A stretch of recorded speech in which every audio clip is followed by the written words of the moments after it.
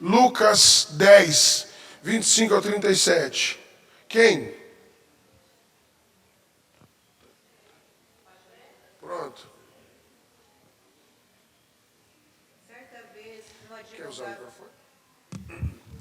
Certa vez, um advogado da lei levantou-se com o propósito de submeter Jesus à prova e lhe indagou: Mestre, o que é preciso fazer para herdar a vida eterna? Ao que Jesus lhe propôs: o que está escrito na lei? Como tu a interpretas? Ele replicou: Amarás o Senhor teu Deus de todo o teu coração, de toda a tua alma, de todas as tuas forças e com toda a tua capacidade intelectual. E amarás o teu próximo como a ti mesmo. Então Jesus lhe afirmou: Respondeste corretamente. Faze isto e viverás. Ele, no entanto, insistindo em justificar-se, questionou a Jesus: Mas quem é o meu próximo? Diante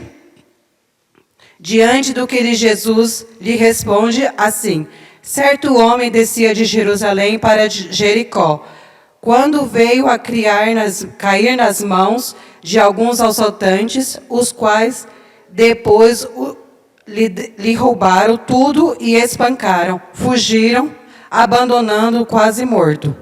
Conscientemente descia um sacerdote pela mesma estrada. Assim que viu o homem, passou pelo outro lado. Do mesmo modo, agiu um levita. Quando chegou ao lugar, observando aquele homem, passou de largo. Mas um samaritano, estando de viagem, chegou aonde se encontrava o homem, e assim que o viu, teve misericórdia dele. Aproximou-se, enfaixou-se as feridas, derramando nelas vinho e óleo. Em seguida, colocou sobre o seu próprio animal, levou-o para uma hospedaria e cuidou dele. No dia seguinte, deu-lhe 2 denários ao hospedeiro e lhe recomendou: Cuida deste homem, e se alguma despesa tiveres a mais, eu reembolsarei a ti quando voltar. Qual destes 3 te parece ter sido próximo do homem que caiu nas mãos dos assaltantes? Declarou-lhe o advogado da lei: Aquele que teve misericórdia para com ele. Ao que Jesus lhe exortou: Vai e procede tu de maneira semelhante. Esse texto, para mim, ele é muito interessante e importante para poder falar sobre a questão da presença. O primeiro ponto que eu observo aqui é justamente essa pergunta: quem é o meu próximo? Se eu não sei quem é o meu próximo, mesmo estando próximo, eu estou ausente. Quando ele fala pergunta, pastor Walsh, sobre reino, o Senhor começa a tratar com ele sobre essa condição de estar próximo do próximo. Só que como na mentalidade, no campo das ideias, tem divisão religiosa, ele começa a questionar: quem é o meu próximo? Eu tenho que ajudar quem? Quem é que eu vou auxiliar? Eu não sei quem é o meu próximo. Então, se não sabe quem é o próximo, então ele não está próximo de ninguém. O problema nosso é que, nesta sociedade urbanizada, nós estamos ausentes ao mesmo tempo. A pessoa mora no 101, o outro no 102, o outro no 103, no mesmo condomínio, e ninguém conhece ninguém. Então, esta aglomeração social, essa disposição de organização urbana, ela coloca pessoas próximas, porém ao mesmo tempo distante. Como assim? É que, na verdade, toda disposição de aproximação, ela é sempre intencional. O que é essa questão da intenção? Se eu não colocar o propósito de entender, ser empático, dinâmico pela causa do outro, mesmo estando próximo, eu serei ausente. Então, quando ele diz quem é meu próximo, ele é uma pessoa distante e ausente. Eu peguei-me tão distante de uma juventude, quando ainda era líder de jovens em uma das nossas congregações, porque eu entendia que os jovens que eu liderava eram exatamente os que estavam na igreja. Só que os que estavam na igreja pertenciam à comunidade. Se o nosso objetivo é alcançar quem não foi alcançado, os jovens meus não eram só os que estavam na igreja, eram os que estavam na comunidade. Os que estão na igreja, eu aproximo pelo discipulado. E os que estão fora da igreja, eu preciso aproximar com o evangelismo. O que eu fazia? Pegava a Bíblia atrasado para os ensaios, saindo correndo para poder conversar com os meus jovens e não tinha tempo para poder dar atenção com os que estavam fora. Então você precisa entender que você é líder em potencial daquele que não está. Porque a pessoa mais próximo dele, mesmo tendo outros, estou falando da sua responsabilidade, é você. Se você não olhar para a criança e adolescente do bairro, quem vai cuidar? Como é que você vai liderar adolescentes da China? Como é que você vai liderar adolescentes no Japão? Se você não estiver próximo de crianças e adolescentes do bairro, você está distante de tudo que você possa imaginar. Então vamos entender, no mínimo, você precisa ampliar a sua visão. Por que ampliar a visão? Para não cair no mesmo erro que eu já caí. Olhar aquele grupo de criança que os pais trazem. E os que você precisa buscar. Então o primeiro ponto que eu quero tratar é, no contexto bíblico, para poder falar de pedagogia da presença, esta presença, ela precisa ter propósito. Porque se você não tem propósito, a presença não faz sentido. Você está, mas não faz por falta de compreensão. Não é porque você não quer, é porque tudo que você precisa fazer, tudo que você precisa pôr a mão, primeiro precisa estar aqui. É por isso que todo simpósio, todo seminário, ele vai abrindo o seu leque. Você até tem vontade, mas faltou informação, conhecimento, e no caso da pedagogia, da presença cristã, não é só informação, tem que ter revelação. Porque o Espírito Santo, ele atrai você para cuidar daqueles que são dele. E ele traz. Então esse senso de percepção é importante. Presta atenção. Quando eu falo sobre a questão da pedagogia da presença, nesse contexto cristão, eu vou trabalhar alguns pontos para tomada de decisão. Porque toda pessoa estando, não decidindo, não está. Vou repetir. Toda pessoa presente, sem capacidade de decisão, ela está fisicamente, mas não marca a presença de maneira ativa e efetiva.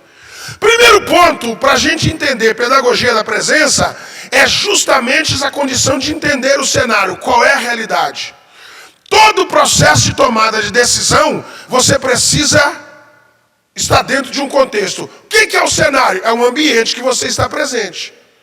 Qual o tamanho da igreja? Esse é o cenário. Tem salas? Esse é o cenário. Qual a faixa etária? Esse é o cenário. São pobres, têm dificuldade financeira? Esse é o cenário. Ah não, é uma classe A, são pessoas mais favorecidas? Esse é o cenário. Qual é a realidade? Então tudo isso, essa percepção, não é querubim, não é anjo nem arcanjo, é você que é líder.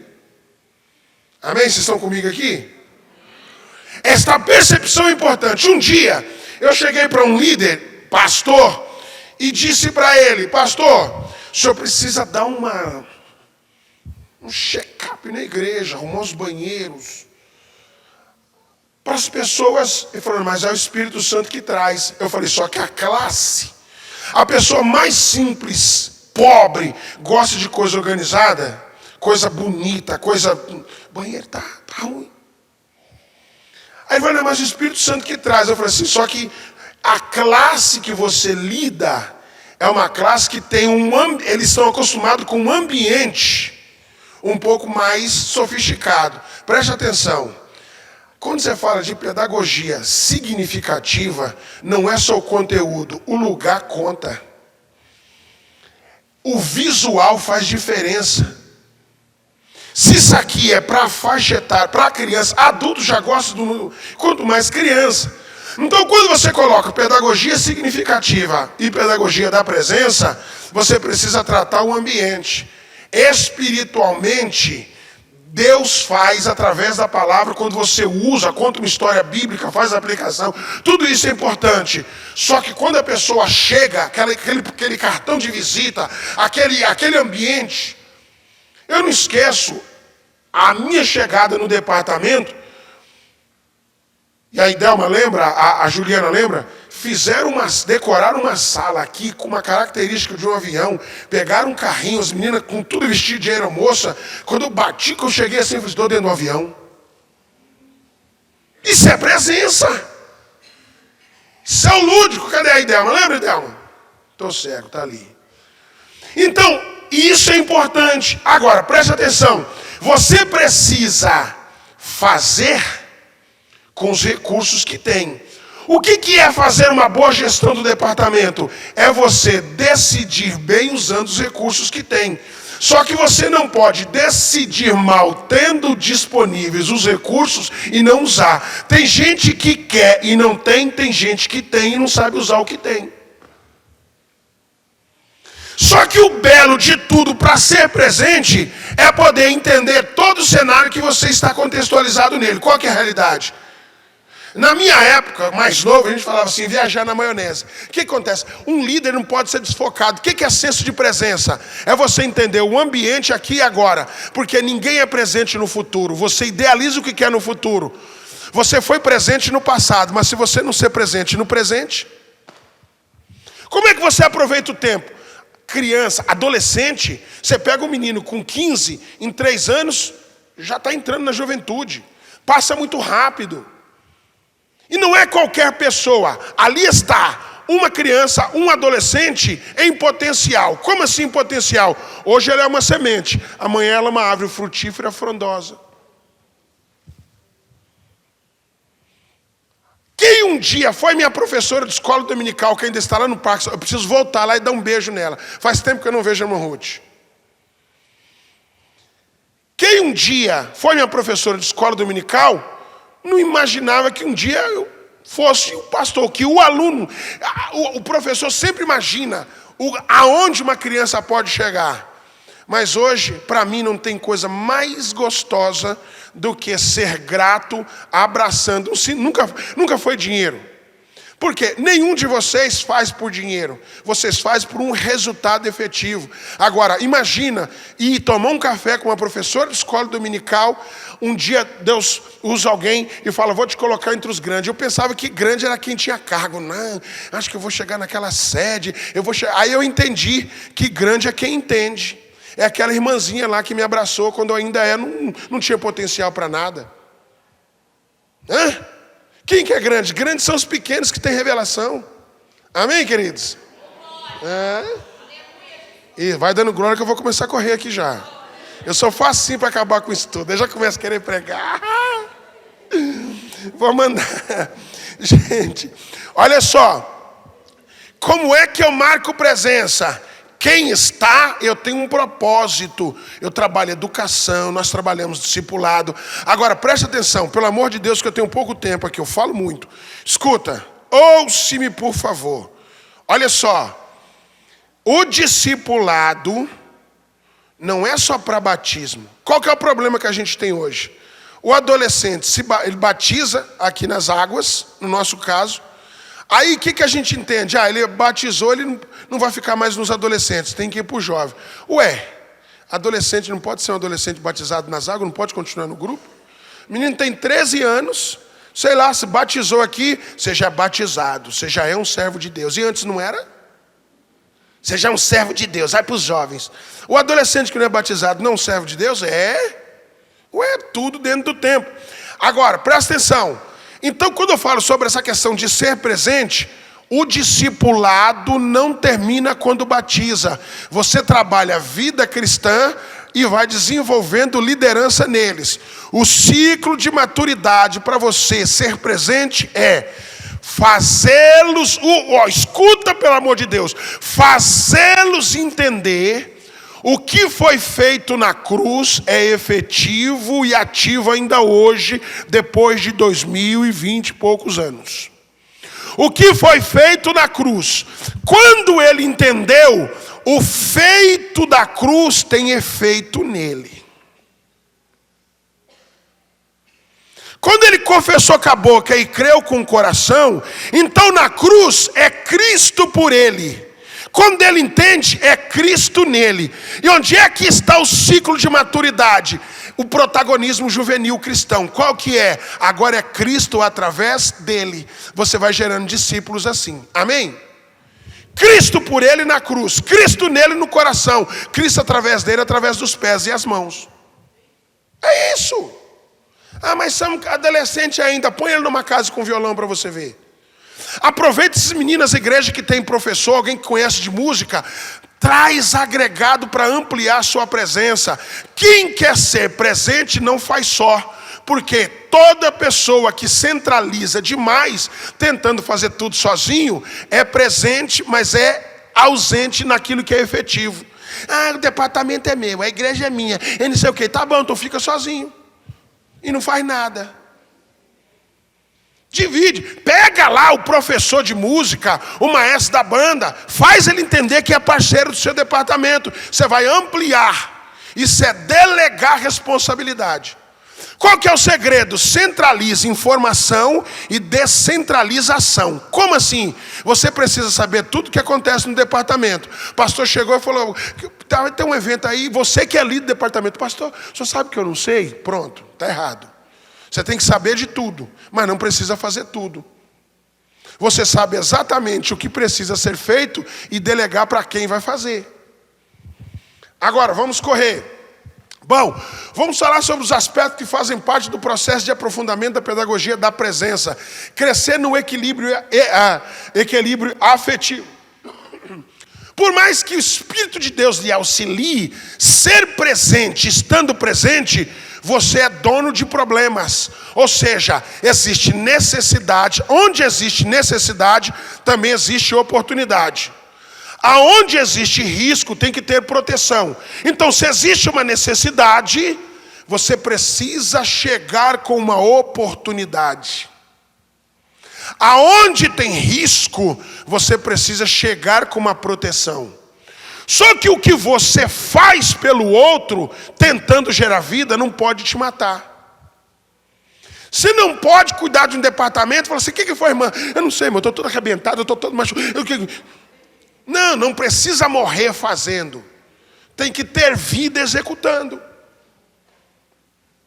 E essa questão de poder crescer no equilíbrio afetivo é como que eu consigo envolver-se sem trazer mais problemas. Eu não posso tentar resolver gerando mais problema. O como resolve? Eu tenho algo que preciso ser tratado com uma família, com alguém, a forma como eu trato, isso pode piorar. Fala com A, fala com B, fala com um, pelo amor de Deus, você não viu que tem coisa que é assim, você não tem que sair contando para todo mundo. Tem coisa que é sigilosa. Tem coisa que você precisa contar, porque aquilo vai servir de oportunidade para todos. Então você tem que ter equilíbrio. Eu estava discutindo ontem à noite isso aqui com a Roseli, que na verdade já era hoje, e ela falava justamente sobre essa questão interna, a pessoa, o equilíbrio emocional. A questão emocional é comigo, a afetiva é a relação minha com a pessoa. Isso é muito importante. Bom, quem é professor sabe do que eu estou falando. Senso crítico. Senso crítico. Como assim a questão de senso crítico? Essa questão de senso crítico não é criticar o serviço dos outros. É criticar o quanto o meu trabalho está sendo efetivo. Todo lugar tem problema, nada é perfeito, tudo cabe oportunidade de melhorias. Mas senso crítico não é ser chato. Não, olha o que você está fazendo, porque toda ação gera uma reação. O segredo não é o feito, é o efeito. Porque tudo que você faz é uma probabilidade de atingir o resultado do problema, resolvendo os conflitos. Eu posso fazer bem. Lembra daquele seminário que eu falei com vocês? Eu posso fazer bem aquilo que não resolve nada. Então, se eu estou fazendo algo com muita dificuldade, com muito esforço, mas o que eu estou fazendo não está atingindo o objetivo, eu preciso mudar o que estou fazendo. Então tem coisas que você imagina, quando você acaba sendo crítico, você não começa, você não, ou seja, se você começou, você pode parar e falar, não está dando certo. É por isso que você tem que ter esse senso crítico. Eu comecei, eu pensei que ia dar certo, não deu certo, eu vou mudar a estratégia. Isso é importante, porque não adianta fazer bem aquilo que não resolve nada. Não, mas eu estou fazendo, mas está fazendo. Você conseguiu ter senso crítico para entender que se a vacina, o remédio, a ação, é assim que dá para poder fazer? Eu vou dar só um exemplo. Eu estava tratando um caso de um casal, 6 meses. E eu levantava cedo, ia 6 e pouco, 7 horas, antes da escola dominical, e tomava café com o casal na cozinha. Só que o ambiente da cozinha era muito informal. E eu não percebi isso. Toda vez que eu achava, não, hoje o negócio está resolvido, não dava uma semana, ou ela ou ele me ligava. Falei, meu Deus, já tem 6 meses que eu estou tratando esse negócio. Teve um dia que Deus me deu um negócio. Liguei para o pastor vice-presidente, falei, pastor, eu preciso da sua ajuda, só preciso receber um casal no seu gabinete. Não, marca aí, põe aí, pastor, tal. Aí liguei para o casal, falei, olha, vocês vão ser recebidos no templo sede desse ministério, Rua Mediterrâneo 680, no gabinete do pastor vice-presidente do campo, rapaz. Gente, uma reunião com um pastor aqui, porque ele levou a sério o que eu estava tratando com seriedade há muito tempo. Eu estava tratando com seriedade, mas para ele estava muito informal. Na cabeça dele, o ambiente da cozinha, é o chinelo, olha como é que é o negócio. Então tem coisa que você julga ser importante, não trata no corredor, no fim de culto. Que não sei o que, fulano pega lá, depois a gente... Não é importante. Agora, quando você quer tratar algo importante, fala, tal dia, tal hora, estou marcando um café, mas você não... O que é? Não, depois. É assim, gere expectativa. Escuta, cuidado. Gere expectativa para o que é importante. Mas se não é tão importante assim, não gere frustração. Porque já imaginou você... Gente... Vocês precisam ver aquele microfone de ouro que o pastor me deu. Aí você começa a imaginar, microfone.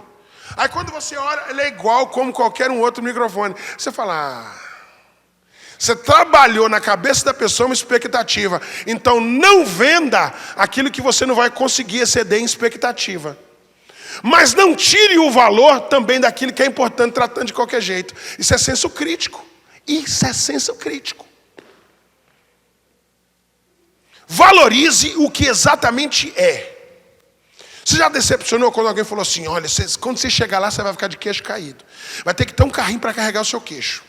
Não, você vai... Aí você chega lá, isso aqui. Já aconteceu com vocês? Porque a referência de um não é a referência do outro. Como você lida com pessoas, você tem que se colocar no lugar do outro para poder entender valor. Amém? Vamos correr porque eu quero 5 minutos, meu Deus do céu. Unidade interior, preste atenção. Tem muito assunto aqui. A questão de falar sobre a questão de unidade interior, tem muita coisa que ela fica esparsa. Não tem aquela questão da matemática sobre a parte e o todo, que o todo é mais do que a soma das partes.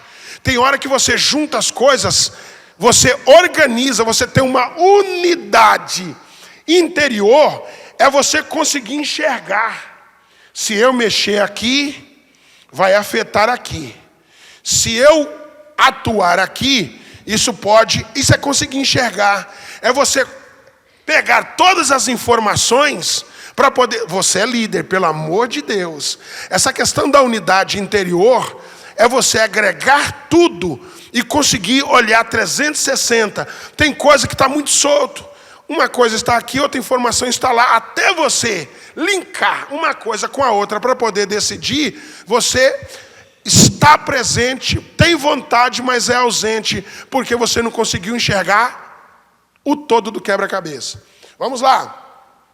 Capacidade de diálogo. Gente, isso aqui dá um seminário só para falar sobre a questão do dialogar, de poder dialogar, de poder falar, de poder conversar, de poder tratar, entonação, maneira, forma. Presta atenção, toda vez que vocês mandam mensagem em WhatsApp, manda áudio, manda texto, a pessoa vai interpretar pelo senso de espírito que ela está no momento.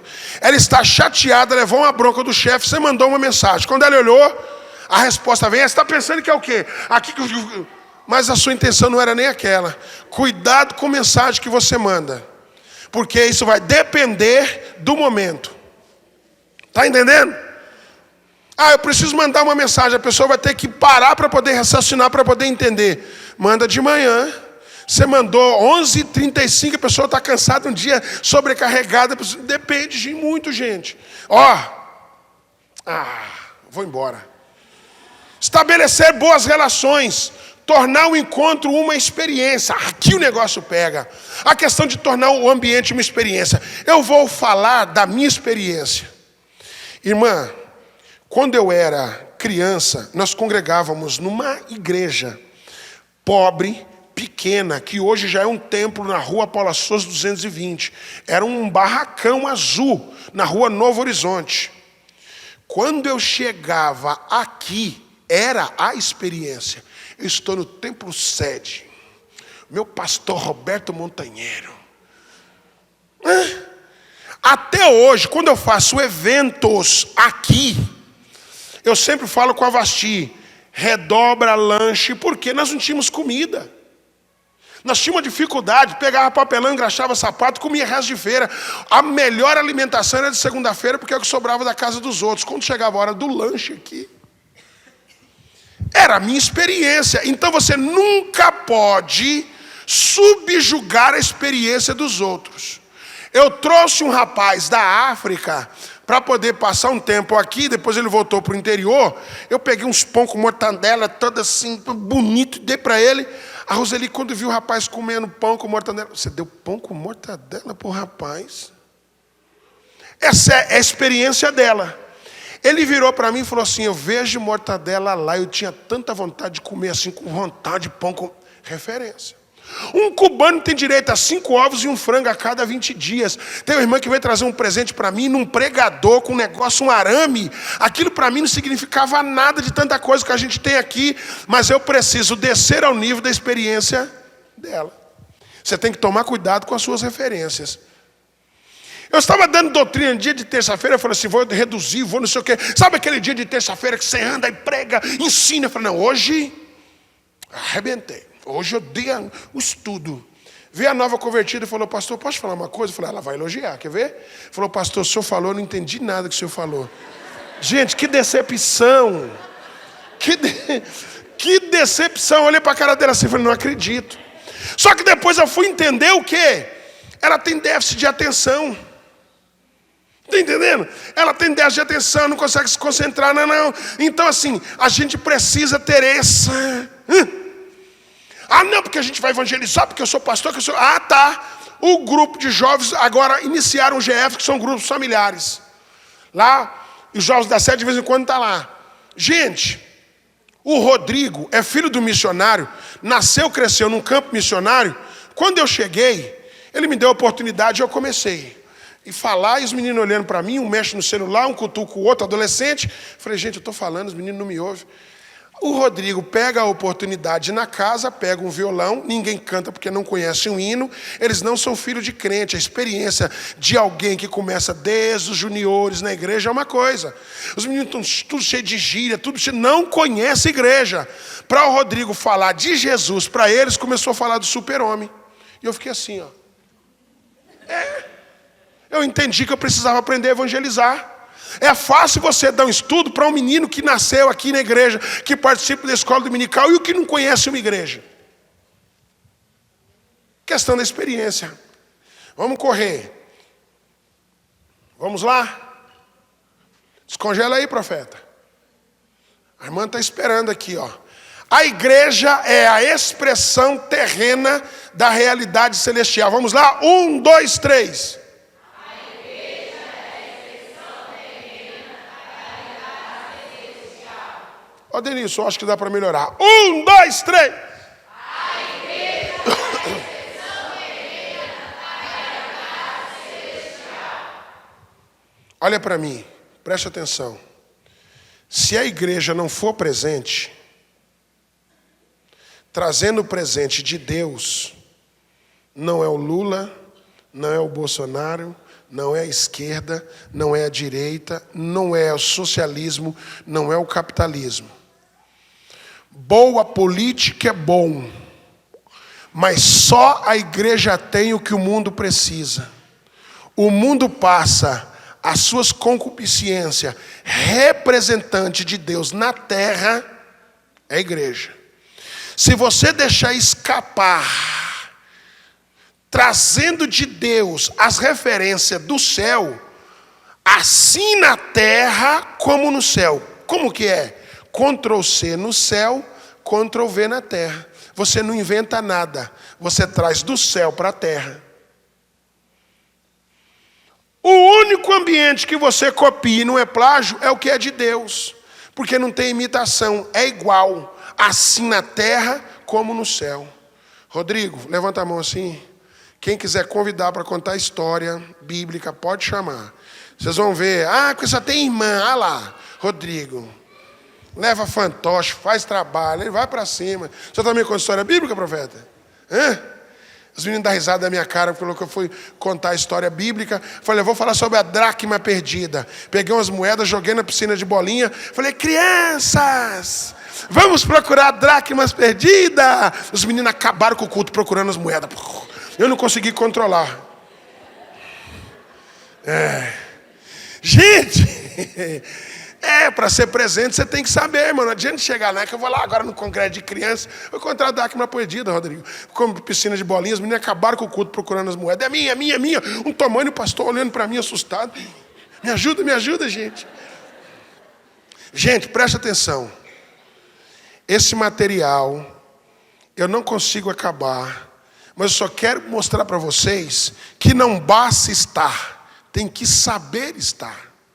Não basta falar, tem que saber falar. O segredo não é você pensar em solução, é entender o problema antes. Ninguém propõe solução daquilo que não conseguiu entender. Toda doença só é tratada com remédio certo quando tem o diagnóstico da doença.